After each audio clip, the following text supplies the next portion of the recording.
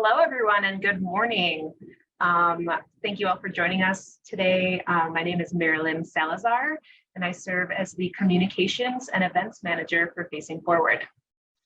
Good morning, everyone. My name is Esther Sheely. I am the Corporate Engagement Manager here at the Greater Chicago Food Depository, and we are proud to come together this year for our third annual panel for Hunger and Homelessness Awareness Week. That's right. So this year, our panel features special insights from a member of the Illinois chapter of the American Academy of Pediatrics, and it will highlight the effects of hunger and homelessness on families who are expecting a new baby or who have young children in Chicago. Our moderator this morning will be NBC5 Chicago's Michelle Relaford. Michelle, please join us. Thank you. Hello, everyone, and thank you to everyone joining us for our panel this morning. As mentioned, my name is Michelle Relaford with NBC5 Chicago, and very happy to be hosting this panel for you this morning. It's been my second year, I believe, possibly third.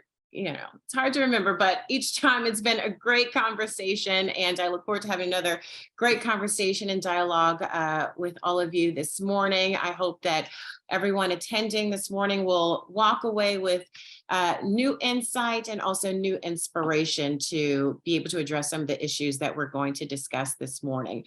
So let's first go through a couple of important reminders here. There will be a Q&A at the end of the panel. So if you think of any questions during the discussion, write them down, remember them. We will have an opportunity to discuss and hear from you and address some of those questions at the end of the panel.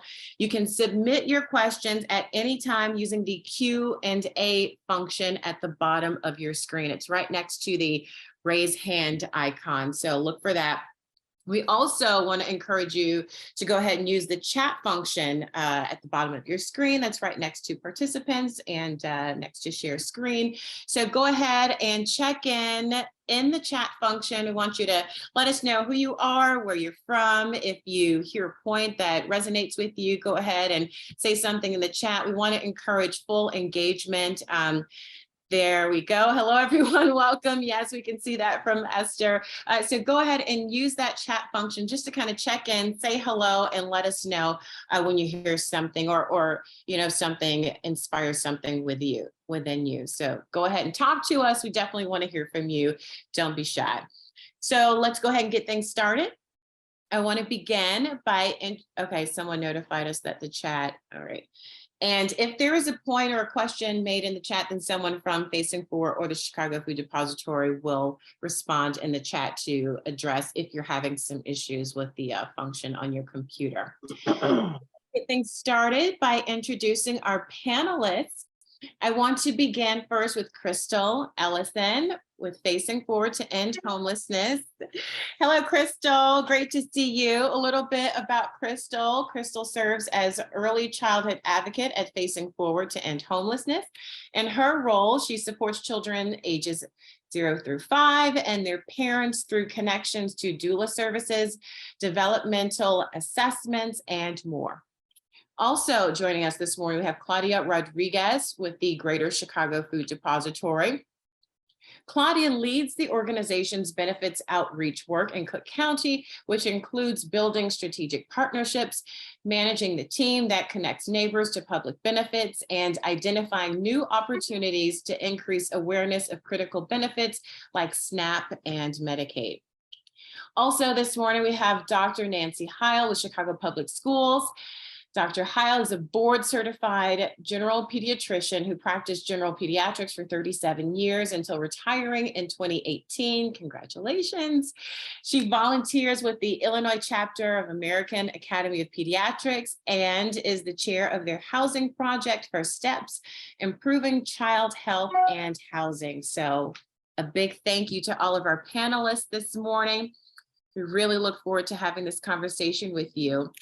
Before we get started with this conversation, we want to gauge all of you in the audience, your perception of the issues that we will be addressing today. So take a look at your screen. We're going to be sending out an audience poll. It's going to pop up on your screen.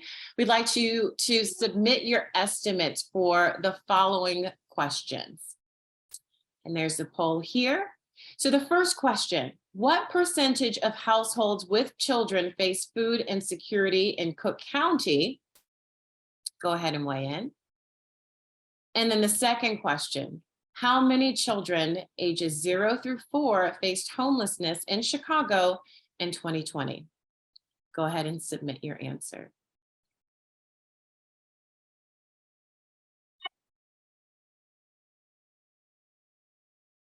Okay, so let's go ahead and go through some of the responses, and we want to thank everybody for your submissions.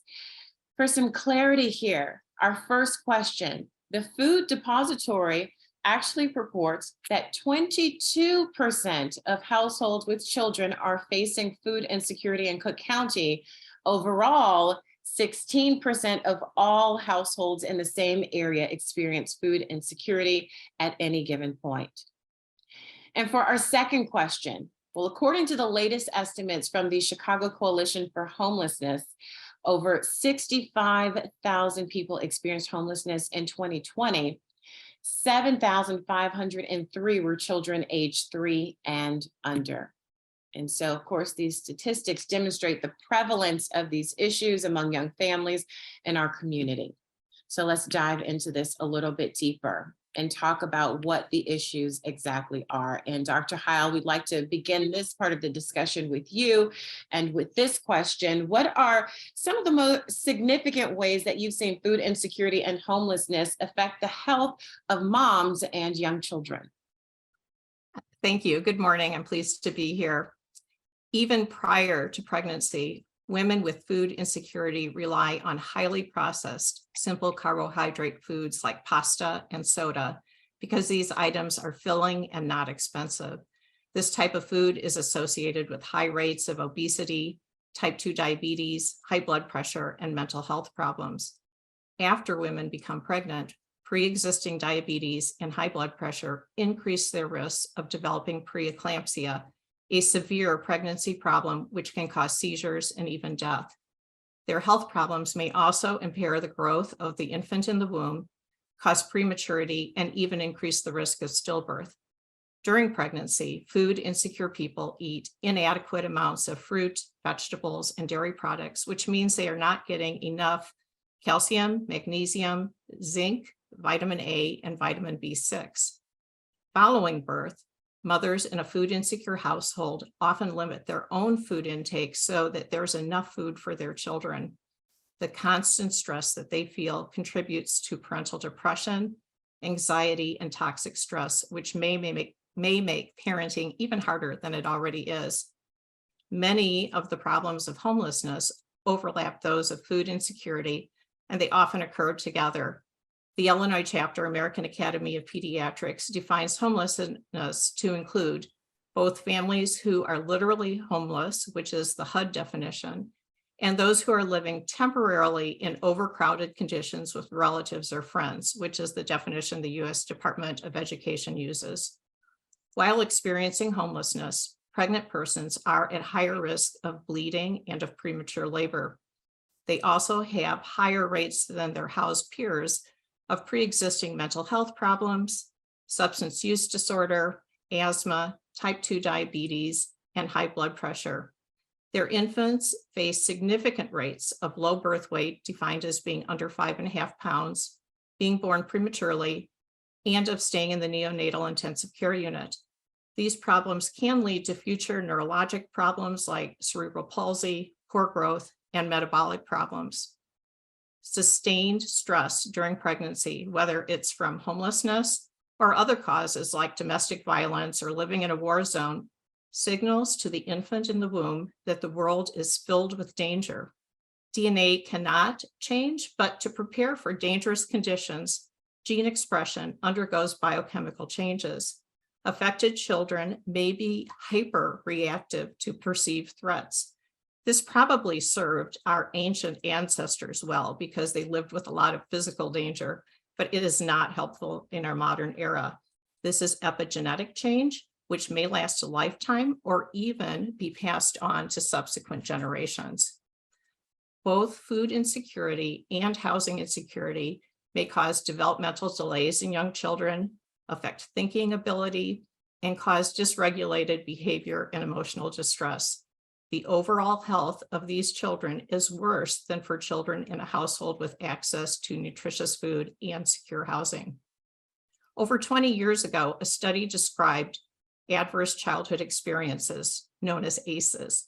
They are linked to chronic health problems in adults, a childhood history of various types of abuse, neglect, having a mental illness in the family, substance use disorder within the family, divorce, or having a family member in prison increases the likelihood of adult age diabetes, heart disease, stroke, high blood pressure, anxiety, and depression.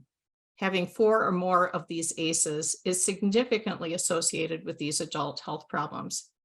Homelessness was not included in that original study, but among adults who experienced childhood homelessness, 68%, so more than half, also have 4 or more ACEs.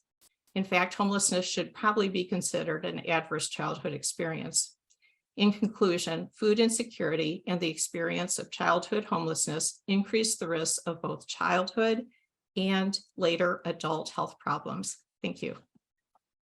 And thank you. And of course, with that, all the more reason for the need for programs to increase access to healthy foods. And we know that there are programs as such that do exist. And so, Claudia, I want to address or direct this next question to you. Some of those programs in particular, SNAP and WIC, can you tell us more about those programs, what exactly they mean and what exactly they do?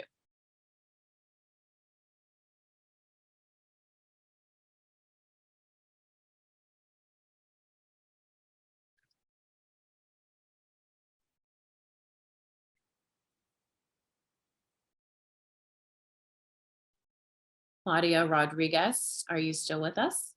Oh, yes, I'm so sorry, I was on mute. Okay. I was saying that SNAP and WIC are 2 very critical programs for families and children. And SNAP is a federal nutrition program. It was formerly called food stamps, and it helps people buy food that they need to lead healthy lives.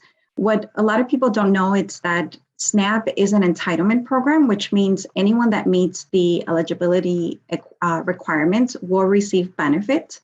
And it's also one of the most effective anti-hunger programs in the nation.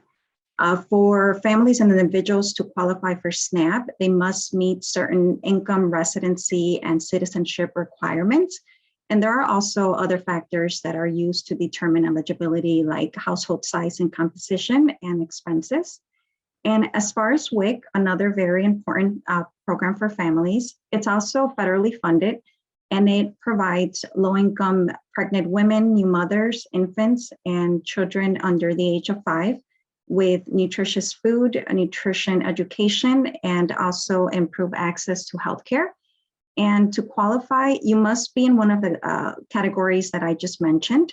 You must also live in the state you are applying and meet the nutritional risk and income requirements. And it's also important to mention that for WIC, there are not any citizenship or immigration requirements. Okay. And so, Crystal, I'd like to direct this next question to you. How are you seeing homelessness impact young families? Good morning, everyone. Thank you for having me. What we're seeing is that we're estimating over 58,000 people in Chicago are experiencing homelessness, according to the 2021 Chicago Coalition for Homelessness. 29% of them are families, but this type of homelessness is not always visible. Families with children may pass you in the street, on the bus, or just out in public, and they don't have a place to stay. And you may not even notice that. Parents often want to protect their kids and hide their housing status. They may stay in shelter, sleep in a car, live in a hotel, and staying at a friend's house or family.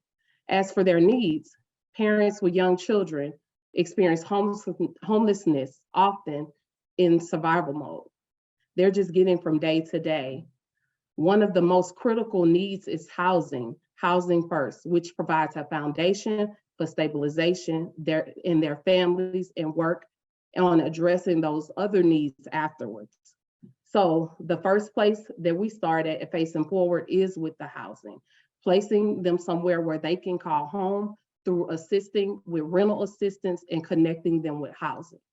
A key part of Facing Forward's approach is housing the family first. It is the idea that we should have no barriers when entering our program. In entering our program, the center of our philosophy is that people are better equipped to make progress in their lives in a safe and stable place to live. This is also a national best practice for ending homelessness. Beyond that, families experience homelessness also have unique needs and challenges. So Facing Forward offers specialized supports for those particular families. They often have difficulty accessing consistent health care through pregnancy and early childhood years, which is important for the family's entire well-being. They have lack of transportation, childcare, and other resources such as support from their family members and employment. Also, addressing those needs of those families can help move them beyond survival mode and increase their quality of life. Thank you very much. And I think oftentimes when you're dealing with issues of homelessness and food insecurity, the question can arise or the concern can arise from a number of people as to how does someone even end up in this position in the first place? And we believe that food insecurity and homelessness can be understood as symptoms of much, much larger issues like systemic racism, the inaccessibility to quality healthcare and education, lack of affordable housing, also inflation plays a role in that as well. And so with those issues in particular in mind, we'd like to shed some light on the disparities and also the systemic barriers that maybe some of you have noticed through your work. And so let's begin this segment with Dr. Heil. What can you tell us about the barriers that you have noticed for new moms and infants, the barriers that they face to receiving proper health care? Thank you. The first healthcare barrier facing new parents living in poverty is obtaining health insurance. Once they receive health insurance through Medicaid, all kids, or if they're lucky, an employer's insurance plan, the next problem, which has already been mentioned by Crystal, and that's safe, reliable transportation to the location of their health provider. They often need to rely on a friend or extended family member to drive them to an appointment, or they need to use public transportation, either of which may be unreliable. Many medical offices are intolerant of seeing people who arrive late. Providers often charge people who miss their appointments. If tests or referrals are ordered, figuring out how to schedule those appointments adds another level of complexity for the family, particularly if the referrals are off-site. If the reception staff, medical assistants, or physicians act judgmentally, which they often do, the parent may be reluctant to return to the medical office. The physician listed for all kids is their child's provider. Changing physicians involves red tape and takes time for a parent who is already stressed about meeting the basic needs of her children. Sometimes a parent will just stop scheduling routine medical care.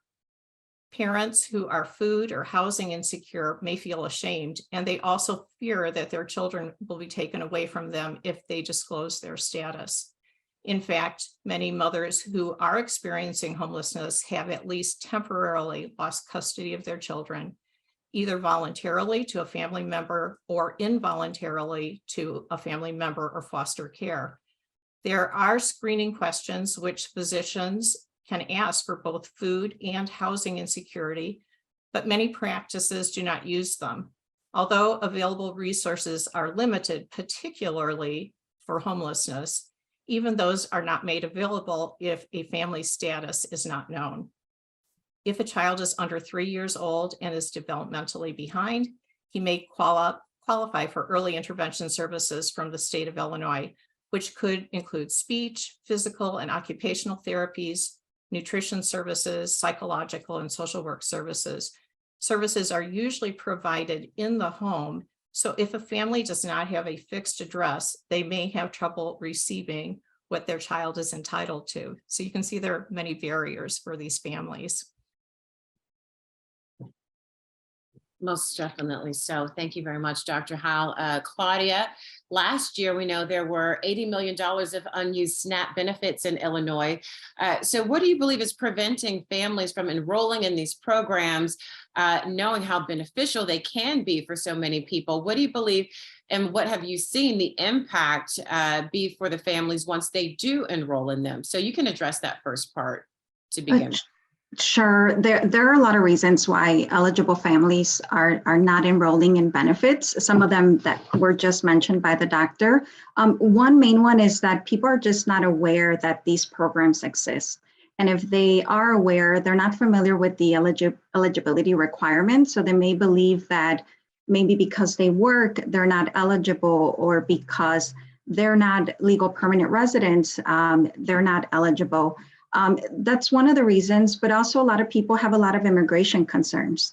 So they don't want to apply for benefits because they're afraid that the office processing their application will share their information with immigration, or that once in the future when they apply for residency, it would impact them, their application, the fact that they applied for benefits. But also a lot of families or individuals may not have access to transportation. May not have funds to pay for gas, or pay for a train or a bus, or they don't have access to the internet where they can apply for benefits. So there are a lot of different barriers, and these are just some that prevent people from connecting to public benefits. But you also asked a question about the impact, like what impact does having SNAP have on families? For a family to have access to these benefits means that they're having more money back in their pockets. The money that they were using to purchase food, now they can use to cover other basic necessities like rent, utilities, or daycare. Thank you very much. And Crystal, what are the barriers that you have seen that have been preventing families from finding stable housing? Thank you. Families face a variety of barriers in finding stability. First, there's not enough affordable housing in the city of Chicago. So it's very difficult when we're looking to find a unit, and it may take some people away from their support systems that's within the community to find housing. Families may have trouble renting an apartment if they don't have enough rental history, or if they don't have any rental history at all. It can also be difficult to find housing if someone has an eviction on their record, which we've seen that. We also see generational cycles of homelessness. We know that childhood homelessness is a predator of experiencing homelessness as an adult. A young parent may experience homelessness themselves as a child, and then does not grow up inside of a stable household. So taking the first steps can be sometimes difficult. It's a family's willingness to leave what they know and their support system to work towards a healthier environment, helping families conceptualize what stable housing could look like on their own and guiding them in their journey. So many of them are not seeing with what it looks like before to either sign a lease, working with a landlord, and and such things as that. Interesting. And I can even add to that with public housing. In fact, sometimes the waiting list can be years and years and years long. And so, there's that additional barrier where there may be some housing that could possibly be affordable, and, the requirements could be applicable to people in that situation. There's so many people who are in line for those types of opportunities. It can be a really, really long time before you have access to that. So let's talk about the positive side of the spectrum, because we talked about SNAP, we talked about WIC.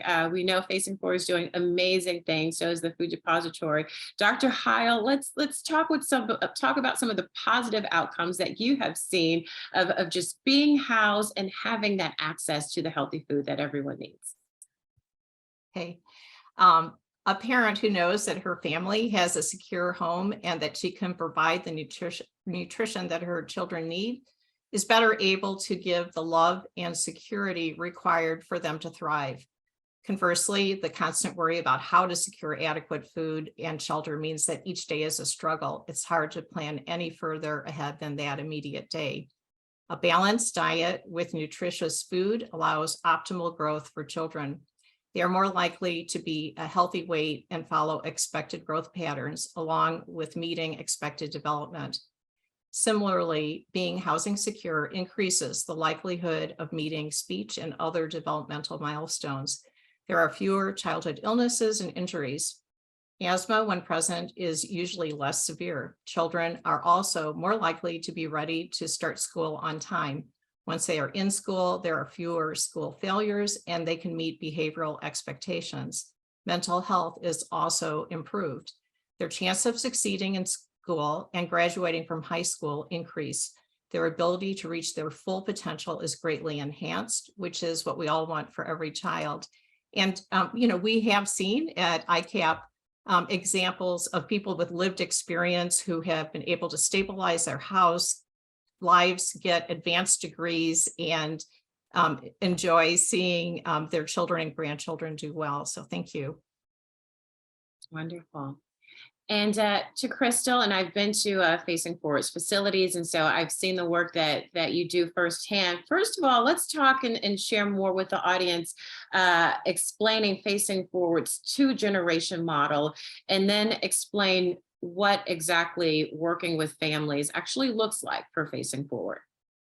Yes, so this one holds near and dear to my heart because I love this model that Facing Forward has adapted, and that's the 2-generational approach, and it's the central work that we do. Our goal is to end generational cycles of homelessness and making a lasting difference in people's lives. The 2-gen approach at Facing Forward means that we work through a lens that helps the entire family, the whole family. Multiple generations are experiencing homelessness together, and we want to support them all. We recognize that parents do better when their kids are supported and vice versa. So we offer targeted support of all members of the household to help the whole family stabilize and thrive. As part of the 2-gen approach, we have created the Family Empowerment Team, and we call them the FET.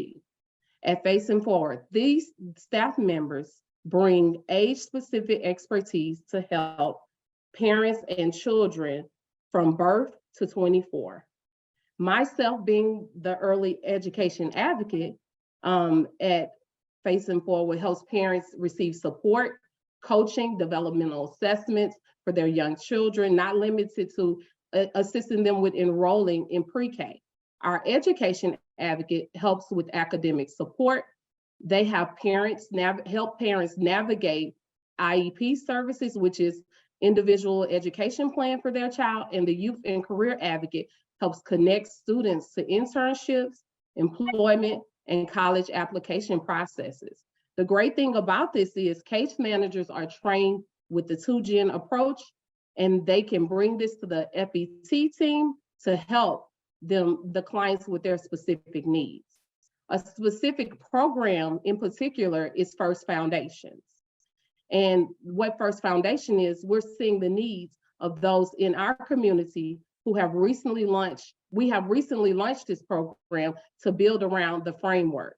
So one of those things that we're really excited about is helping families helping mothers who are pregnant, either pregnancy or children under the age of 3.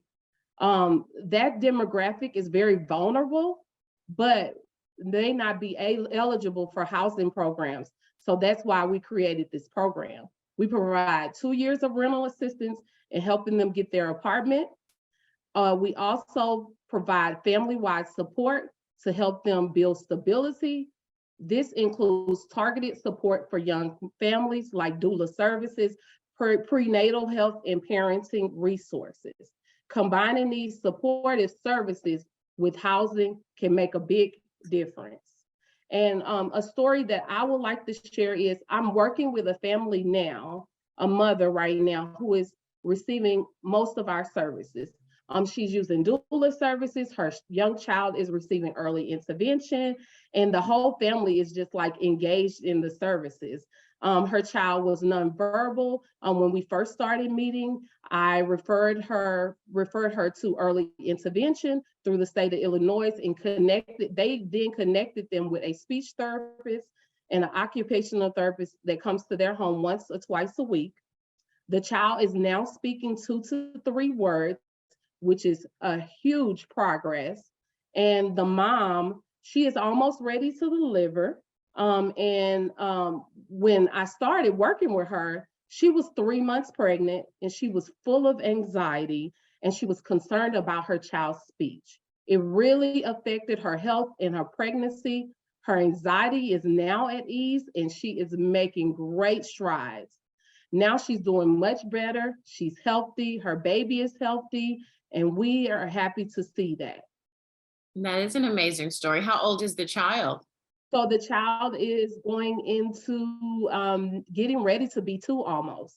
Really? So he's about to graduate out of that early intervention stage.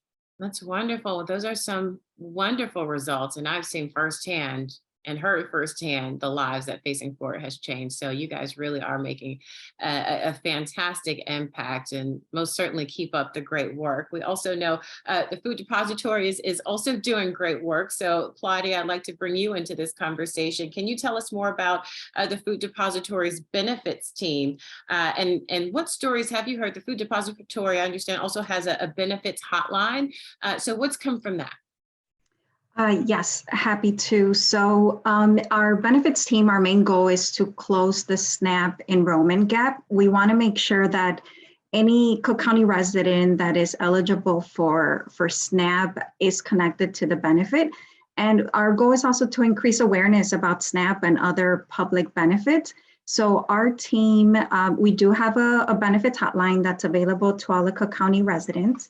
And people can call the hotline for assistance with applying for SNAP and Medicaid. We also screen people for WIC and LIHEAP, which is the Energy Assistance Program, and give referrals for other programs as well. Our team also targets populations that have high levels of poverty rates and low SNAP uptake. And we also target communities as well that have under enrollment in SNAP. And then our team not only helps with the application process, but we also follow up on behalf of people. So if they submit an application with us, we submit it to the state for processing. If they have any issues getting connected to the benefits, for example, if they didn't receive their interview notice, or maybe were approved for an amount that was a lot lower than they should be, that they are eligible for, we follow up on their behalf with the local offices. And I want to say about the hotline, before the pandemic, we were averaging about 150 calls a week. And at the peak of the pandemic, we were getting up to 5,000 calls a week. It was a lot of people calling for assistance, a lot of people that had never wanted to apply for assistance or needed to apply. A lot of people, as we know, lost their jobs.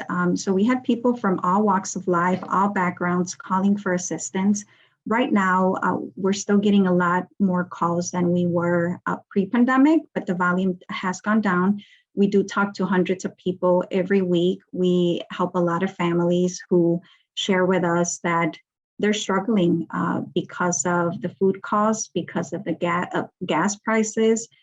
Some are underemployed or were recently laid off, and they share with us that there are times when they only have enough food for their kids, but not themselves.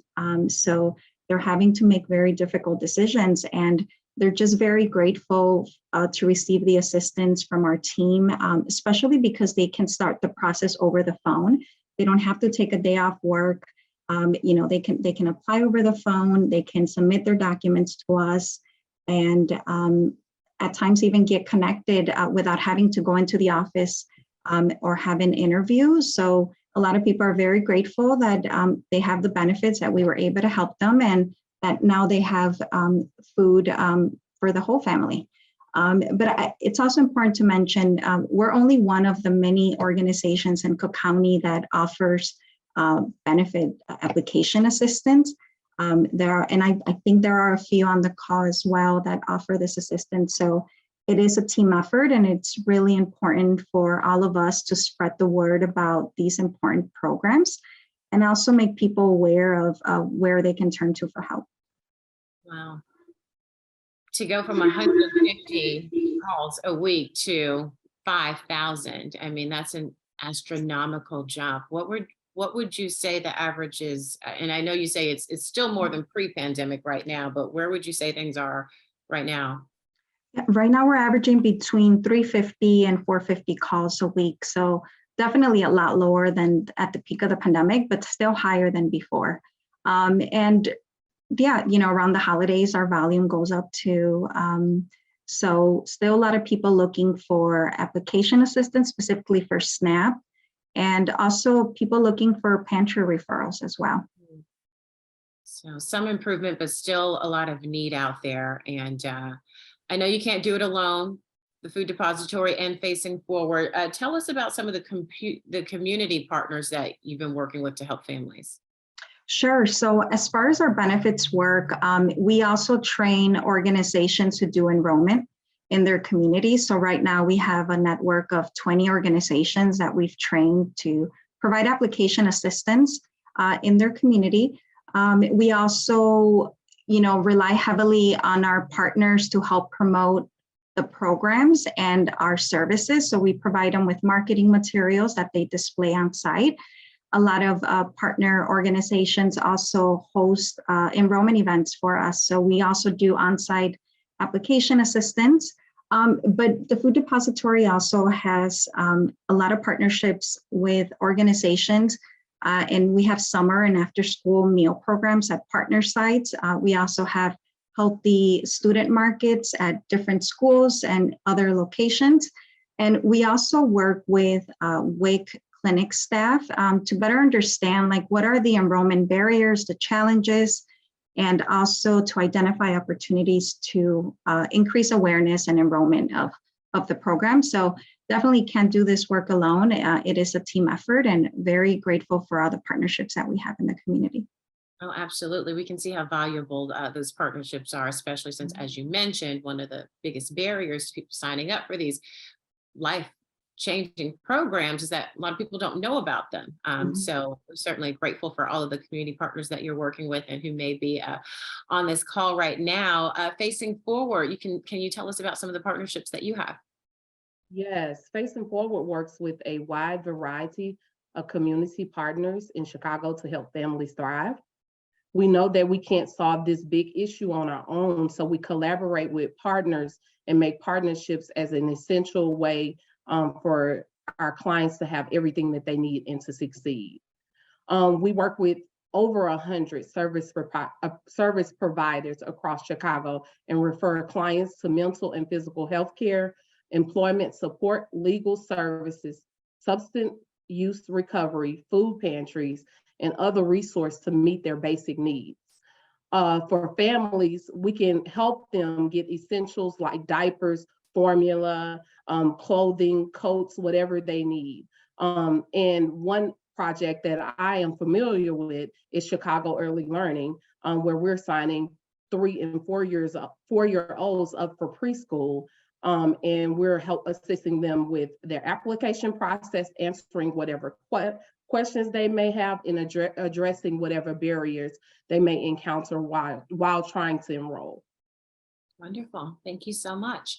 And so now I know a lot of people on this call may already be actively working to resolve some of these issues, and some people may be looking for some suggestions. And so let's talk more about how the viewers here can get involved. What opportunities are out there for people to volunteer or do anything they can to help young families?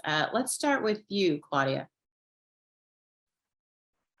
Sure. So one thing, as I mentioned before, a great opportunity is for providers and everyone to spread the word about the importance of these public benefits like SNAP and Medicaid. We mentioned a couple of times that people are just not aware that these programs are out there. So one thing is making people aware that these programs exist, that there are resources, but also letting them know that there are organizations in their communities that are providing these services. So helping us increase awareness is vital. But also, if they want to learn more about the benefits program or the other children's programs that the Food Depository has, they can go to our website, which is chicagosfoodbank.org, to learn more about the two programs and all the other great work that the Food Depository is doing. And also, if they're interested in making a donation or signing up to volunteer as well. All right, thank you very much.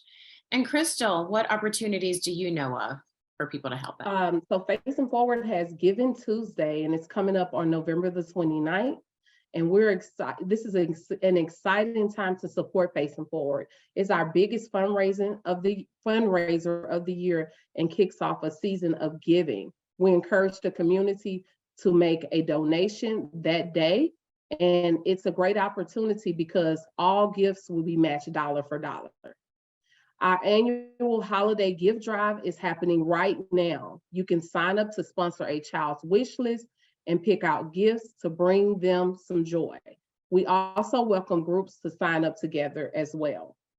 We're always looking for in-kind donations throughout the year. For those things like that, those would be considered housewarming baskets. And lastly, we encourage you to stay in touch and help spread the word about Facing Forward. Connect with us on social media and sign up for our newsletter. We'll be providing more information in a follow-up email to you guys. Wonderful. And Dr. Heil, what are some opportunities that you've identified? Be an advocate when opportunities present themselves. If affordable housing is proposed for your neighborhood or community, support it. Please don't petition against building it. Support proposals for schools to provide summer lunch programs for children who need them. In 2021, the child tax credit cut the percentage of children in the United States living in poverty almost in half, from 9.7% to 5.2%. Congress made this temporary, so it is no longer in effect. If Congress reconsiders reinstating it, let your U.S. representative and senators know how you feel with a call or email. In Chicago, the Bring Chicago Home proposal would raise the one-time real estate transfer tax on properties sold for over $1 million. The extra revenue would be used solely for housing and homelessness services. Unfortunately, it will not be on the February 2023 ballot. Know where your political candidates stand on how to solve food insecurity and the homelessness crises. Thank you. All right, thank you very much.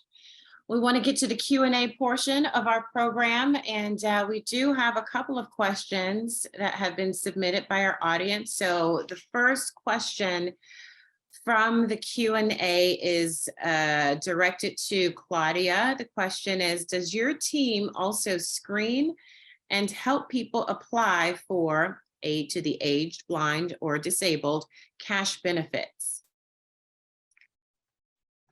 Thank you for the question. We do submit applications for AABD, but at this time only if the individual is also applying for medical or SNAP. We're not able to submit just cash only applications at this time. So our organization is not able to, but they can definitely call the Department of Human Services or apply with them directly, and that is the agency that administers the program and processes the applications. Okay. And Claudia, also one more question for you in the Q&A. Are there Spanish-speaking representatives that can assist with the application process? Yes, we do have a Spanish-speaking coordinators available Monday through Friday. Awesome. Thank you very much. Dr. Heil, a question for you. How does food insecurity affect breastfeeding?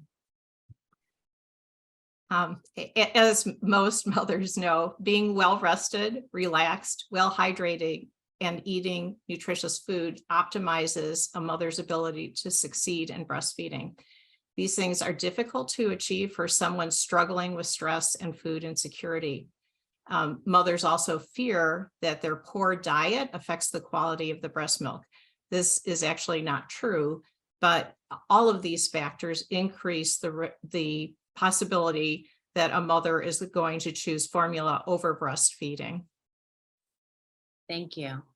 And Crystal, a question for you, and that was an amazing story, and it actually kind of speaks to this about the parent actually getting some help with speech therapy and their child seeing some developmental improvements. But how have many parents that you've worked with been able to support their child's development? So that's one of the barriers that we're still facing. They're unaware of the resources that they have. And so obviously that's where Facing Forward then comes in to educate them and to increase that awareness, I would understand. Absolutely. I'm sorry, I'm a little choked up. Okay. And so Claudia, and some of these questions were exactly on this topic. How do you refer someone to receive help signing up for benefits? There's a couple ways. If people live in Cook County, feel free to refer them to our benefits hotline, and I'm happy to share our hotline number. You can also go to our Food Depository's website, to our benefits page, and as a provider, you can submit a referral, and you enter the person's information, and then we'll follow up with them within no more than 2 to 3 days, 3 business days. But also people have the option to apply directly with the state, who is the agency that processes the applications, and that's the Department of Human Services, or apply online as well. All right. Well, thank you very much to all of our panelists. And I just want to throw this out there for anyone who may be compelled to speak on it. Hopefully everyone who is attending our discussion today was educated and inspired, but if you could leave them with any kind of parting words, any parting thoughts or message, what do you hope that people will come away from this today remembering?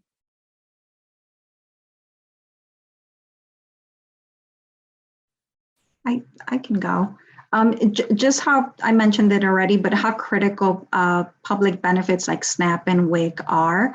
I know as an organization, I mean, we're very grateful to have a network of partners that provide emergency food to people. But, you know, we always say that one of the most effective ways to end hunger is through programs like SNAP and WIC, which is really important. Another reason why we need to increase awareness of these programs and get eligible people connected to benefits. So I hope that, you know, the providers on the call can help spread the word, and that way we can connect as many people as possible to the benefits. Anyone else with any thoughts today? I'm always willing to jump in. I hope people remember that there are many paths to homelessness. There's not just one way of getting there. It could happen to almost anybody. And the same with food insecurity. And there, if you can just have it in your heart to be understanding and allow the reforms that need to occur for these problems to be reduced, that would be great. And I'll go. So I want to remind people that there are many organizations out there to assist, and it's just the point of being guided in the right direction that is needed to access those resources. Wonderful. Okay, is this another question that we possibly have here? Does the hotline help people? It looked like there was another question in here, but then I just lost it. But I know it was directed to Claudia. And so if people have specific questions for you, Claudia, is there a way that they can reach out or send you an email if they need more information? Yes, happy to share my email. So I will have, I don't think I'm able to respond directly to chats, but I'll chat it to Esther. Yeah, does the hotline help people who are not citizens apply to WIC? That was the question for you. So we screen people for WIC eligibility and then refer them to their local WIC office for application assistance. Wonderful. Okay. Well, thank you very much to all of our panelists, Dr. Nancy HHAW, Claudia Rodriguez, and Crystal Ellison. Thank you so much for your time, and thank you to everyone who logged on to be a part of this conversation this morning. On behalf of Facing Forward to End Homelessness and the Greater Chicago Food Depository, we really want to appreciate or send our appreciation to all of you. We know you have busy schedules, and so it's really wonderful that you would take time out of your schedule to share in this very, very important discussion with us this morning. Please be on the lookout for a follow-up email that will include a recording of today's panel and also more information on how you can get involved and also give back to these organizations. Once again, my name is Michelle Rutherford. I'm a morning news anchor for NBC5. I hope to see you tomorrow morning, bright and early, between 4 a.m. and 7 a.m. if you're up that early. But for now, again, thank you guys so much. Please enjoy the rest of your day, and hopefully we'll see you next year.